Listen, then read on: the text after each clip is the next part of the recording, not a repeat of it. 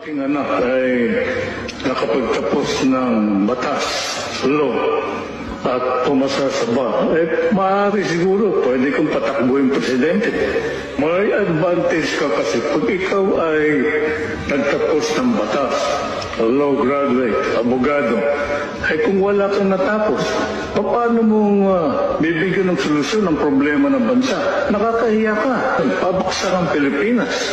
Kung ang isang tao ay ayaw makipagdebate sa kampanya, ibig sabihin, wala siyang plataforma. Wala siyang alam kung paano maging presidente ng bansa.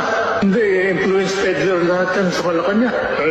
Ano ang mangyayari sa ating bansa kung ang papalit isang drug addict, walang degree? Kailangan ng taong bayan ay isang gobyernong tapat at ang sa ganon ay umangat.